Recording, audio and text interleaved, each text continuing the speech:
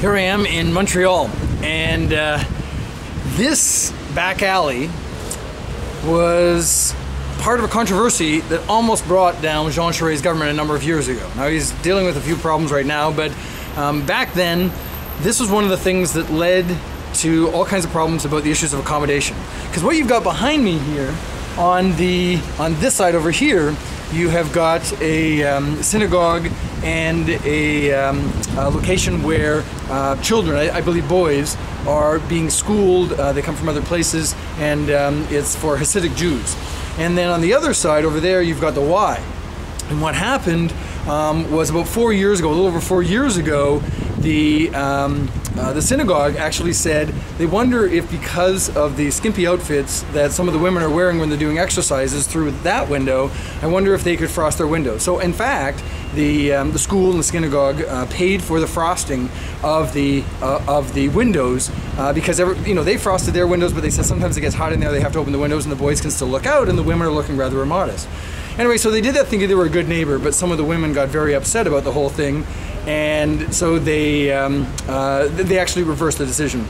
But it led to a substantial discussion about how far does accommodation go. Now, I don't mind saying that I think, unfortunately, this was not a good reason. This was not a good reason for this kind of accommodation, because it upsets people. There's not sort of some great valid reason. It's like, okay, you teach the boys to stop looking at the girls, or the women, if you don't want them to.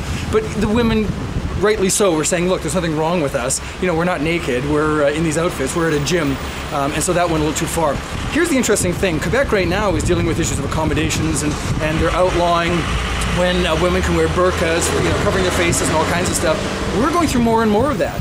Muslims, just as an example, are the fastest growing religious group in Canada. In this neighborhood here, you see Hasidic Jews, you see Jews in all kinds of more traditional dress, and it's also a little bit controversial because there's the thought that they're segregating their kids and their families from other people. So the whole notion of segregation is not something that leads to a more stable society, and therefore integration of immigrants coming to Canada is a really important one. So on the notion of how far accommodations have to go, it becomes really interesting to actually think we're changing substantially, and there's a lot of stuff that we have to be willing to accommodate. Sometimes things are going to go too far. Other times it's going to be, hey, wait a second, just because we've done it certain ways in the past doesn't mean we can do it again. It's going to be on religious holidays, it's going to be on what people wear, it's going to be languages people speak in the workplace and other places.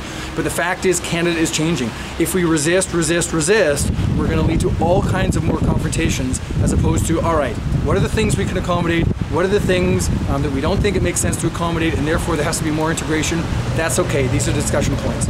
But just closing everything off and saying this is always the way it's been done. Imagine if the First Nations people had done that to our foremothers and forefathers coming before us. So the fact is, there's been accommodation all along, and we need to do more of it. Anyways, it's a fascinating neighborhood down here. I hope we get an opportunity to actually go into one of the delis and have some kosher food. So just controversy over frosted glass. Who would have thought?